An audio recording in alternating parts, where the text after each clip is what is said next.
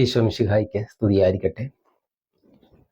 യെശയ്യായുടെ പുസ്തകം 59-ാം അധ്യായം 1-ാം തിരുവചനം. രക്ഷിക്കാൻ കഴിയാത്ത വിധം കർത്താവിൻ്റെ കരം കുറുകിപ്പോയിട്ടില്ല, കേൾക്കാനാവാത്ത വിധം അവിടുത്തെ കാതുകൾക്ക് മാന്ദ്യം സംഭവിച്ചിട്ടില്ല. നാം ഈ വചനമെല്ലാം പലതവണ കേട്ടിട്ടുണ്ട്. പക്ഷെ നമ്മുടെ ജീവിതത്തിൽ ഒരു ഉയർച്ച ഉണ്ടാകുന്നില്ല. ദൈവത്തിന് നമ്മളെ രക്ഷിക്കാൻ സാധിക്കും, പിന്നെ എന്തുകൊണ്ട് എന്നൊരു ചോദ്യം നമ്മുടെ ജീവിതത്തിൽ ഉയരുന്നു. തകർന്നു കിടക്കുന്നു, നിരാശ, ഉയർച്ച അനുഭവപ്പെടുന്നില്ല, ജോലിയിൽ ബുദ്ധിമുട്ട് അനുഭവപ്പെടുന്നു, ജീവിതങ്ങളുടെ മനസാന്തരം, സാമ്പത്തിക ബാധ്യതകൾ, ഭവനമില്ലായ്മ, എല്ലാ തരത്തിലും ജീവിതത്തിൽ നമ്മളെ ബുദ്ധിമുട്ടിക്കുന്നു. ദൈവം നമ്മുടെ ജീവിതത്തിൽ പ്രവർത്തിക്കുന്നില്ല എന്നൊരു തോന്നൽ. ലൂക്കായുടെ സുവിശേഷം 1-ാം അധ്യായം 37-ാം തിരുവചനം. ദൈവത്തിനൊന്നും അസാധ്യമല്ല. ഇത് തന്നെയാണ് ജെറേമിയായുടെ പുസ്തകം 32-ാം അധ്യായം 27-ാം തിരുവചനം. ഞാൻ സകല മർത്യരുടെയും കർത്താവായ ദൈവമല്ലേ, എനിക്ക് അസാധ്യമായ എന്തെങ്കിലും ഉണ്ടോ? ദൈവം ചോദിക്കുക. എനിക്ക് അസാധ്യമായ ഒന്നുമില്ല. ദൈവത്തിൻ്റെ നിഘണ്ടുവിൽ അസാധ്യം എന്നൊരു വാക്കില്ല. എല്ലാ അസാധ്യങ്ങളെയും സാധ്യമാക്കുന്നൊരു ദൈവമാണ്. പിന്നെ എന്തുകൊണ്ടാണ് എൻ്റെ ജീവിതത്തിൽ തടസ്സങ്ങൾ, ബുദ്ധിമുട്ടുകൾ, രോഗങ്ങൾ എല്ലാം ഉണ്ടാകുന്നത്? അവിടെയാണ് യെശയ്യായുടെ 59-2-ാം വചനം. നിന്റെ അകൃത്യങ്ങൾ നിന്നെയും ദൈവത്തെയും തമ്മിൽ അകറ്റിയിരിക്കുന്നു. നമ്മുടെ പാപങ്ങൾ മൂലം നമ്മളും ദൈവവും തമ്മിലൊരു അകർച്ചയുണ്ടായി, ഒരു വിള്ളലുണ്ടായി. അതുകൊണ്ട് ദൈവത്തിൻ്റെ അനുഗ്രഹങ്ങളൊന്നും നമ്മിലേക്ക് ഒഴുകി ഇറങ്ങുന്നില്ല. എല്ലാം തടസ്സമാണ്, എല്ലാം ബ്ലോക്കാണ്. നമ്മിലെ പാപം മൂലം ദൈവത്തിൻ്റെ അനുഗ്രഹങ്ങൾക്ക് ഒന്നും നമ്മിലേക്ക് എത്തിച്ചേരാൻ പറ്റുന്നില്ല. അതുകൊണ്ട് നമ്മുടെ പാപങ്ങൾ എന്ത് ചെയ്യാനായിട്ട് സാധിക്കും? വിശുദ്ധീകരിക്കപ്പെടണം. ഈശോ പറഞ്ഞു, യോഹന്നാന്റെ സുവിശേഷത്തിൽ 5-ാം അധ്യായം 14-ാം തിരുവചനം. യോഹന്നാൻ 5-ാം അധ്യായം 14. അവിടെ ഒരു സംഭവമുണ്ട്. 38 വർഷമായി തളർവാദം പിടിപെട്ട് ബെത്സയിദ കുളക്കരയിൽ കിടക്കുന്ന ഒരുവനെ ഈശോ സുഖപ്പെടുത്തുന്നു. അതിനുശേഷം അവനോട് പറയുന്നുണ്ട്, കൂടുതൽ മോശമായതൊന്നും സംഭവിക്കാതിരിക്കാൻ ഇനിമേലിൽ പാപം ചെയ്യരുത്. കൂടുതൽ മോശമായത് സംഭവിക്കും. 38 വർഷമായി നീ തളർന്നു കിടന്നത് നിന്റെ പാപത്തിൻ്റെ കാരണം മൂലമാണെന്ന് ഈശോ അവിടെ അർത്ഥം നൽകുകയാണ്. ഇത് തന്നെയാണ് യോഹന്നാന്റെ സുവിശേഷത്തിൽ 8-ാം അധ്യായത്തിൽ പാപം ചെയ്തൊരു സ്ത്രീയെ ഈശോയുടെ അടുത്ത് കൊണ്ടുവരുന്നുണ്ട്, പിടിക്കപ്പെട്ട വ്യഭിചാരിണി. എല്ലാവരും കല്ലെറിയാനായി നിൽക്കുമ്പോൾ ഈശോ എല്ലാവരും പോയി കഴിഞ്ഞ് അവളോട് പറയുന്നുണ്ട്, നീയും പോയിക്കൊള്ളുക, ഞാൻ നിന്നെ വിധിക്കുന്നില്ല, മേലിൽ പാപം ചെയ്യരുത്.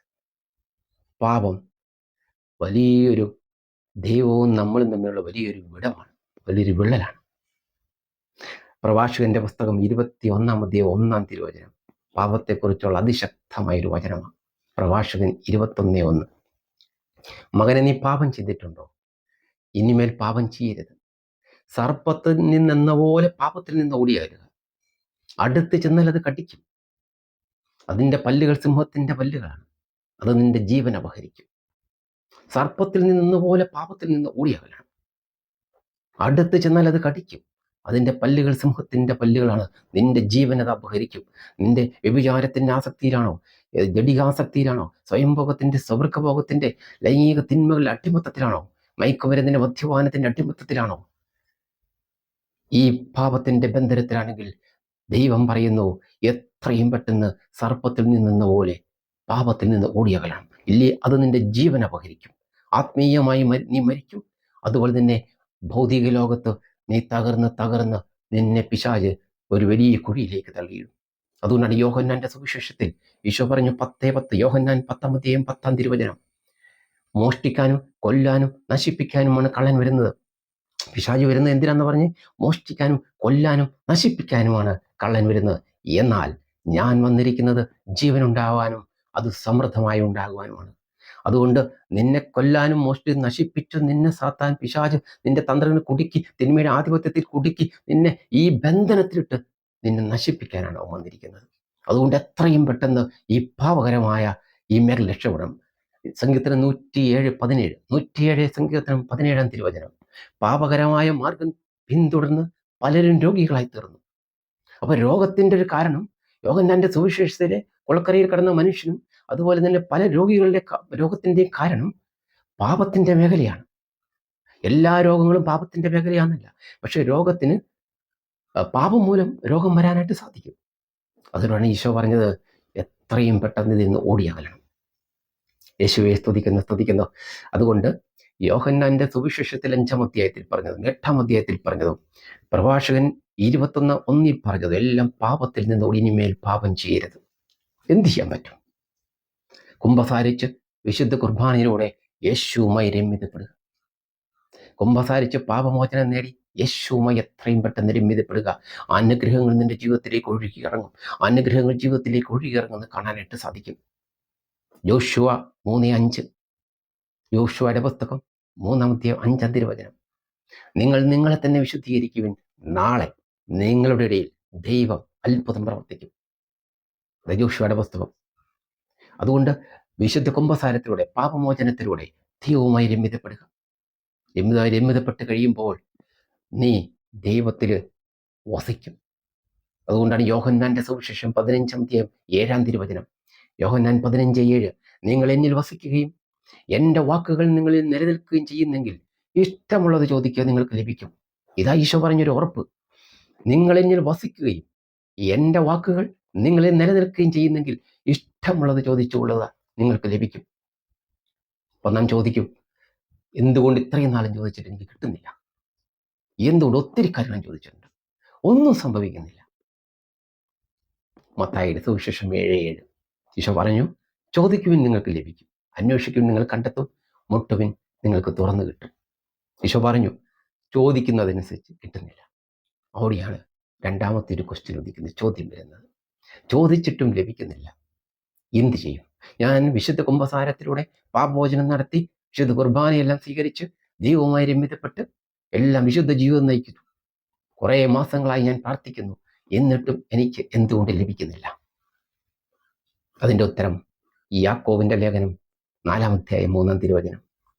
നിങ്ങൾ ചോദിച്ചിട്ടും നിങ്ങൾക്ക് ലഭിക്കുന്നില്ലെങ്കിൽ നിങ്ങളുടെ ദുരാശകളെ തൃപ്തിപ്പെടുത്താൻ നിങ്ങൾ തിന്മയായിട്ടുള്ളവ ചോദിക്കുന്നത് കൊണ്ടാണ്. ദൈവഹിതത്തിന് അനുസരിച്ച, ദൈവത്തിന് ഇഷ്ടമുള്ള രീതിയിൽ വേണം നമ്മൾ ചോദിക്കാൻ. നമ്മുടെ ദുരാശകളെ തൃപ്തിപ്പെടുത്താൻ തിന്മയായിട്ടുള്ളത് ചോദിച്ചാൽ ദൈവം ഒരിക്കലും അത് അനുവദിച്ചു തരില്ല. അപ്പോൾ നമുക്ക് ചോദ്യം ഉണ്ടാകാം, അങ്ങനെയാണെങ്കിൽ എൻ്റെ വിവാഹ ജീവിതത്തിന് വേണ്ടി, കുടുംബജീവിതത്തിൻ്റെ നല്ല അഭിവൃദ്ധിക്ക് വേണ്ടി, മക്കളുടെ പഠനത്തിന് വേണ്ടി, ജോലിക്ക് വേണ്ടി, ഒരു വീട് ഉണ്ടാകുന്നതിന് വേണ്ടി, സാമ്പത്തിക കടബാധ്യത മാറുന്നതിന് വേണ്ടി ഒക്കെയല്ലേ ഞാൻ പ്രാർത്ഥിച്ചേ? ദൈവത്തിന് അതൊക്കെ ഇഷ്ടമല്ലേ? അത് തിന്മയായിട്ടുള്ളതല്ലല്ലോ, എൻ്റെ ദുരാശകളെ തൃപ്തിപ്പെടുത്താനല്ലല്ലോ. യൂദത്തിന്റെ പുസ്തകം 8-ാം അധ്യായം 16-ാം തിരുവചനം. നമ്മൾ നല്ല കാര്യങ്ങളെല്ലാം ചോദിച്ചു, പക്ഷെ ഒരിക്കലും അത് നടത്തി തന്നിട്ടില്ല. അപ്പം നമുക്ക് നിരാശയായി, പ്രതീക്ഷയൊക്കെ നഷ്ടപ്പെട്ടു പോകുന്നു. അപ്പോഴാണ് യൂദത്തിന്റെ പുസ്തകം 8:16, നിങ്ങൾ മൂന്നാമത്തെ കാര്യം ചെയ്യണം, കാത്തിരിക്കാൻ തയ്യാറാകണം. യൂദത്ത് 8:16, കാത്തിരിക്കണം. അബ്രാഹാം കാത്തിരുന്നു. ഉൽപ്പത്തി പുസ്തകത്തിൽ അബ്രാഹാം കാത്തിരിക്കുന്നുണ്ട്. 25 വർഷക്കാലം കാത്തിരുന്നു. 75-ാമത്തെ വയസ്സിൽ അബ്രാഹത്തിനോട് ദൈവം വാഗ്ദാനം ചെയ്തു, നിനക്കൊരു കുഞ്ഞിനെ ഞാൻ നൽകും.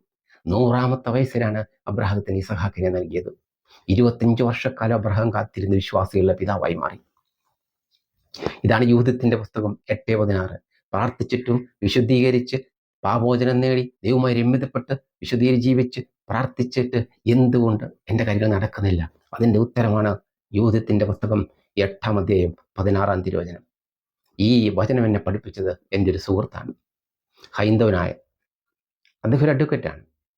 അദ്ദേഹം ഒരിക്കൽ എന്നോട് പറഞ്ഞു, ഞാൻ അദ്ദേഹത്തിനോട് യേശുവിനെ കുറിച്ച് പറയുമായിരുന്നു. ഒരിക്കൽ അദ്ദേഹം ഒരു പള്ളിയിൽ കയറി ഈശോയോട് പറഞ്ഞു, 3 ദിവസത്തിനുള്ളിൽ എൻ്റെ ജീവിതത്തിൽ ഒരു അത്ഭുതം നടന്നാൽ ഞാൻ യേശു ക്രിസ്തുവിൽ വിശ്വസിക്കാം. അവനത് പറഞ്ഞു പള്ളിയിൽ നിന്ന് ഇറങ്ങി. അത് കഴിഞ്ഞ് എന്നെ വിളിച്ചിട്ട് പറഞ്ഞു, ഞാനിങ്ങനെ പള്ളിയിൽ കയറിയിട്ടുണ്ട്, 3 ദിവസത്തിനുള്ളിൽ അത്ഭുതം ചെയ്യണമെന്ന് പറഞ്ഞിട്ടുണ്ട്, എന്നാൽ ഞാൻ യേശു ക്രിസ്തുവിൽ വിശ്വസിക്കാമെന്ന് പറഞ്ഞിട്ടുണ്ട്. അപ്പോൾ ഫോൺ വഴിയാണ് എന്നോടിത് പറയുന്നത്. അപ്പം ഞാൻ പറഞ്ഞു, 3 ദിവസം എന്ന് പറയാൻ അതെന്താ അങ്ങനെ പറഞ്ഞത്? നീ ഇതിനെ 3 ദിവസം പറഞ്ഞെന്ന് ചോദിച്ചു. അപ്പം അവനോട് ഉത്തരം പറഞ്ഞു, നിങ്ങളുടെ ദൈവത്തിന് എന്തിനാ 3 ദിവസം? ഒരൊറ്റ സെക്കൻഡ് പോലെ അത്ഭുതം പ്രവർത്തിക്കാൻ. ആ ചോദ്യത്തിന് മുന്നിൽ എനിക്ക് ഉത്തരം മുട്ടി. പിന്നീട് ഞാനത് 2-ാം ദിവസം ബൈബിൾ വായിച്ചുകൊണ്ടിരിക്കുന്ന സമയത്ത് 2-ാം ദിവസം കർത്താവ് എനിക്കതിന് ഉത്തരം നൽകി. അതാണ് യൂദത്തിന്റെ പുസ്തകം 8-ാം അധ്യായം 16-ാം തിരുവചനം. അവിടെ യൂദിത്ത് മനോഹരമായ ഒരു സംഭവം വിവരിക്കുന്നുണ്ട് യൂദത്തിൻ്റെ. ഇസ്രായേൽ ജനം ശത്രുക്കളാൽ ചുറ്റപ്പെട്ട് അവരുടെ ജലസംഭരണിയെല്ലാം അടച്ച് ജലക്ഷാമം വന്നിരിക്കുന്ന സമയമാണ്. ആ സമയത്ത് ഇസ്രായേൽ ജനം വെള്ളം കൊണ്ട് ബുദ്ധിമുട്ടും. അവരുടെ നേതാവ് ഉസിയ പറയുന്നുണ്ട്, നമുക്ക് 5 ദിവസം കൂടെ കാത്തിരിക്കാം, അതിനുശേഷം ദൈവം പ്രവർത്തിച്ചില്ലെങ്കിൽ നമുക്ക് ശത്രു സൈന്യത്തിന് കീഴടങ്ങാം. ഇത് യൂദത്ത് എന്ന് പറയുന്ന വിധവ കേട്ടു. യൂദത്ത് നേതാക്കന്മാരെ എല്ലാം വിളിച്ചു കൂട്ടി യൂദത്ത് നടത്തുന്ന പ്രസ്താവനയാണ് 8-ാം അധ്യായം 16-ാം തിരുവചനം. ദൈവത്തിന്റെ ലക്ഷ്യങ്ങളെ നിയന്ത്രിക്കാൻ ശ്രമിക്കരുത്. ഭീഷണിക്ക് വഴങ്ങാനും തർക്കിച്ച് കീഴടക്കാനും ദൈവം മനുഷ്യനെ പോലെയല്ല. അവിടുത്തെ രക്ഷക്കായി നമുക്ക് കാത്തിരിക്കാം. ദൈവത്തിന്റെ ലക്ഷ്യങ്ങളെ നിയന്ത്രിക്കാൻ ശ്രമിക്കരുത്. ഇതാണ് യൂദത്ത് പറയുന്നത്. എന്ന് വെച്ചാൽ ഈ പറഞ്ഞ 5 ദിവസത്തിനുള്ളിൽ ദൈവത്തിന് വേണേ അത്ഭുതം പ്രവർത്തിക്കാം. പക്ഷെ ദൈവത്തിന് വലിയൊരു ലക്ഷ്യമുണ്ട്. 5-ൽ 6-ാം ദിവസം പ്രവർത്തിക്കാം, പിന്നീടും പ്രവർത്തിക്കാം. അതിനെ നമ്മൾ ഈ 5 ദിവസത്തിനുള്ളിൽ ചുരുക്കരുത് എന്നാണ് യൂദത്ത് പറയുന്നത്. ദൈവത്തിനൊരു ലക്ഷ്യമുണ്ട്, ആ ലക്ഷ്യത്തെ നിയന്ത്രിക്കാൻ ശ്രമിക്കരുത്. ഭീഷണിക്ക് വഴങ്ങാനും തർക്കിച്ച് കീഴടക്കാനും ദൈവം മനുഷ്യനെ പോലെയല്ല. ദൈവത്തിന്റെ രക്ഷക്കായി നമുക്ക് കാത്തിരിക്കാം. നീ വിശ്വസിക്കുന്നുണ്ടോ? നീ പ്രാർത്ഥിക്കുന്നുണ്ടാകാം. എന്നാൽ 3-ാമത്തെ കാര്യം കൂടി, കാത്തിരിക്കണം. കാത്തിരുന്നാൽ നീ ഒരിക്കലും കാണാത്ത അത്ഭുതം കാണും. എത്രമാത്രം നീ കാത്തിരിക്കുന്നുവോ, കാത്തിരിപ്പിന്റെ ദൈർഘ്യം എത്ര കൂടുന്നുവോ, അത്ര ശക്തമായിരിക്കും നിന്റെ ശുശ്രൂഷയും നിനക്ക് ലഭിക്കാൻ പോകുന്ന അനുഗ്രഹം.